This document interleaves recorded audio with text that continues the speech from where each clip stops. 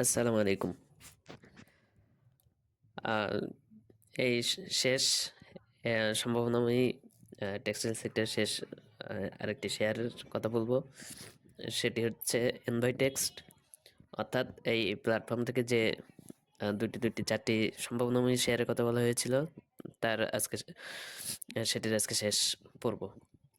ওদের ব্যাংক থেকে দুইটা বলেছি আপনারা, আর সেগুলো দেখে নিতে পারেন, এবং টেক্সটাইলের একটি আহ, বলেছি, সেটাও সে ভিডিওটিও দেখে নিতে পারেন।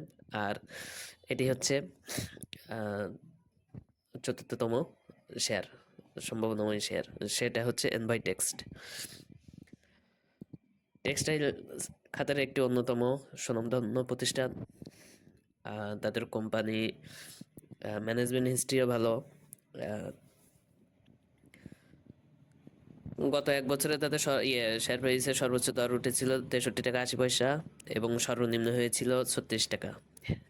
ন্যাব আছে 60 টাকার উপরে, এবং তাদের কোম্পানির ডিভিডেন্ড হিস্ট্রি দেখলে আসলে আশাব্যঞ্জক।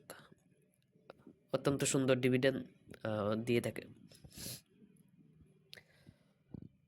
এখন টেকনিক্যালি আসলে যদি বলি, এখানে যে তিনটে চার্ট মুভিং এভারেজ ব্যবহার করেছি, আসলে বাস্তবতার নিরিখে বলতে গেলে আসলে আপনার হচ্ছে শেয়ারটি পুরোপুরি রেজিস্ট্যান্স লেভেল ফেস করতেছে, আর ডাউন ট্রেন্ডে আছে, সেটি স্পষ্ট।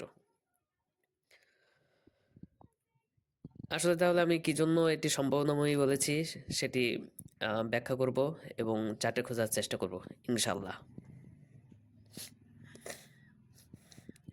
মুভিং এভারেজের নিরিখে আসলে শেয়ারটি ডাউন ট্রেন্ডে আছে, এতে কোনো সন্দেহ নেই। আর আর যদি মোমেন্টাম ইন্ডিকেটরে দেখি, তাহলে হচ্ছে আপনার একটু দুর্বল হইল, মানে বুলিশ মোমেন্টামের একটা ইঙ্গিত আছে। আর ভলিউমও বলতে গেলে আসলে অনেক কম। অর্থাৎ এ পর্যন্ত যদি হিসাব করি, তাহলে বলতে গেলে আসলে বলবো যে আপনার 50-50। কারণ আপনার প্রাইস আপনার ডাউনে আছে, ভলিউম কম আছে, কারণ শক্তিই তো হচ্ছে ভলিউম, সেটা আপসাইডে হোক, সেটা ডাউন সাইডে হোক। এটা আসলে আমার কাছে যেটা মনে হয়েছে, আপনার সেটি অ্যাকুমুলেশন কনসলিডেশন ফেজের মধ্যে দিয়ে যাচ্ছে। কারণ সেটি দেখা যায় যে আসলে আপনার 16 নভেম্বর থেকে গত শেষ কার্য দিবস, অর্থাৎ বুধবার পর্যন্ত আসলে দেখা গেছে যে অল্প অল্প ভলিউম নিয়ে উত্থান পতনের মধ্যে দিয়ে আছে। সর্বশেষ যে ক্যান্ডেলটা বুধবারে হয়েছে, এটি একটু বুলিশ দেখা গেলেও অত্যন্ত দুর্বল। কারণ ভলিউম অত্যন্ত কম, ভলিউম নাই বললেই চলে। যদি আপনার হচ্ছে, যদি আপনার ইন্ডেক্স সাপোর্টিভ হয়, তাহলে শেয়ারটি আসলে অত্যন্ত ভালো হওয়ার জায়গা আছে, খুব ভালো হওয়ার জায়গা আছে শেয়ারটি। এই জন্য আসলে আমার কাছে শেয়ারটি সম্ভাবনাময়ী মনে হয়েছে।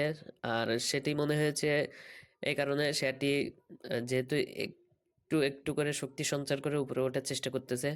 আর যদি শেয়ারটি আপনার 50+ উপরে যদি করতে পারে, ক্লোজ দিতে পারে উইথ ভলিউম, আমি আবারও বলছি, যদি শেয়ারটি 50+ উপরে উইথ ভলিউম ক্লোজিং দিতে পারে, তাহলে শেয়ারটি বুলিশ মোমেন্টাম কিছুটা হইলেও ফিরে পাবে।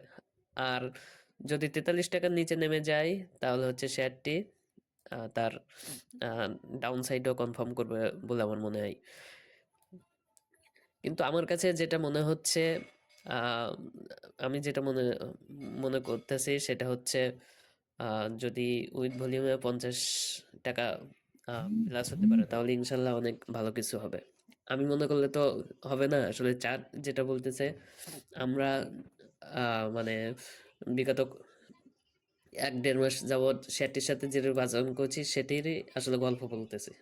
এখানে আমি বললে তো আর কোনো কিছু পট পরিবর্তন হয়ে যাবে না। সেটা পট পরিবর্তন হবে আমার আপনার সম্মিলিত প্রচেষ্টার ফলে। আর ইন্ডেক্স ইনশাল্লাহ সাপোর্টিভ থাকলে সেটি একটা ভালো প্রফিট হওয়ার সম্ভাবনা আছে।